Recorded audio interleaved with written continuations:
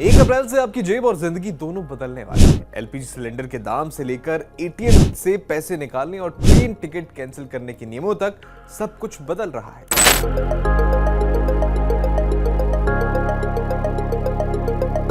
अगर आपने ये 5 बड़े बदलाव नहीं जाने तो आपको भारी नुकसान भी उठाना पड़ सकता है। चलिए जानते हैं क्या है नए नियम।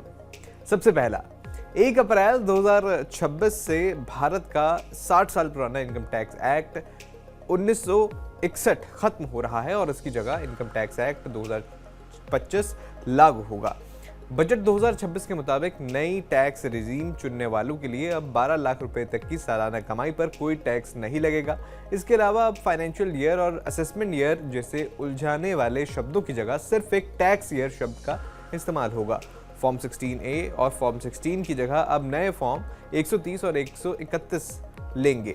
इसके अलावा अगला नियम एटीएम से जुड़ा है। एटीएम से कैश निकालना आपकी जेब पर भारी पड़ सकता है। 1 अप्रैल से कई बैंक जैसे HDFC, PNB और बंधन बैंक अपने नियमों में बदलाव कर रहे हैं। सबसे बड़ा बदलाव यह है कि अब UPI के जरिए एटीएम से पैसे निकालना भी आपकी फ्री ट्रांजैक्शन लिमिट में गिना जाएगा। फ्री लिमिट खत्म होने के बाद हर ट्रांजैक्शन पर आपको 23 रुपये GST अलग से देने होंगे। PNB ने तो कुछ कार्ड्स पर डेली विड्रॉल लिमिट 1 लाख से घटाकर 50,000 रुपए तक कर दी है। इसके अलावा ट्रेन टिकट कैंसिलेशन पर भी नियम सख्त हो गए हैं। भारतीय रेलवे 1 अप्रैल से 15 अप्रैल के बीच टिकट कैंसिलेशन के नए नियम लागू कर रहा है। अब अगर आप ट्रेन छूटने के 8 घंटे पहले टिकट कैंसिल करते हैं तो आपको 1 भी रुपया रिफंड नहीं मिलेगा। पहले ये समय सीमा 4 घंटे थी। अब 8 से 24 घंटे पहले टिकट कैंसिल किया तो 50% किराया कटेगा। वहीं 24 से 72 घंटे पहले कैंसिल करने पर 25% कटौती होगी। पूरा रिफंड सिर्फ क्लर्क चार्ज काट कर पाने के लिए आपको 72 घंटे पहले टिकट कैंसिल करना जरूरी है।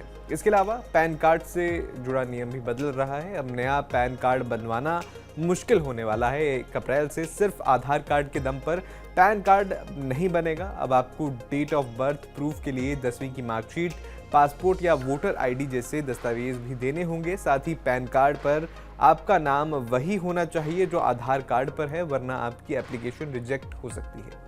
इसके अलावा LPG और अन्य ईंधन के दामों में बदलाव की संभावना है, क्योंकि देखिए हर महीने की पहली तारीख जिस तरह से अब 1 अप्रैल है तो LPG सिलेंडर की कीमतें रिवाइज होंगी। मिडिल ईस्ट में चल रहे तनाव की वजह से मार्च में घरेलू गैस की कीमतों में 60 रुपए की बढ़ोतरी हुई थी। मीडिया रिपोर्ट्स के मुताबिक अब 1 अप्रैल से कमर्शियल और घरेलू गैस के साथ साथ CNG और PNG की नई कीमतें जारी की जा सकती हैं, जिससे आपके किचन का बजट है वो प्रभावित हो सकता है। तो सवाल यह है कि ये बदलाव क्यों हो रहे हैं। इन बदलावों का मुख्य उद्देश्य देश के टैक्स सिस्टम को आसान बनाना और डिजिटल लेन देन को सुरक्षित करना है। सरकार ने पिछले बजट में इन सुधारों की घोषणा की थी ताकि आम जनता को लंबी कानूनी प्रक्रियाओं से बचाया जा सके और बैंकिंग सिस्टम में पारदर्शिता लाई जा सके। इन बदलावों पर आपके क्या विचार हैं, कमेंट बॉक्स में जरूर बताइएगा।